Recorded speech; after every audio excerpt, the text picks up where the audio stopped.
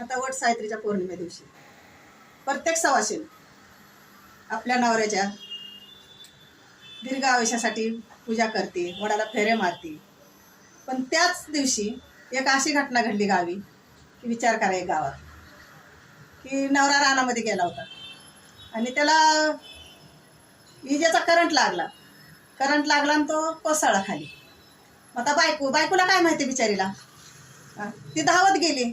तिला वाटलं नवरा खाली पडलाय म्हणून ती गेली, तर तिला पण लागला आणि दोघाची मृत्यू झाली.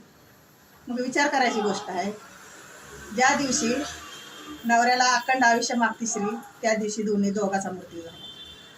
म्हणजे विचार करा, माणसाचं आयुष्य किती स्वस्त झालंय. कधी काय माणसाला होईल आणि कधी काय नाही हे सांगता येत नाही. मग खरं जोपर्यंत आहे ना तोपर्यंत माणसानं चांगलं जगून घ्यावं आणि कुणाचं वाईट चिंतून, मला तर असं वाटतं.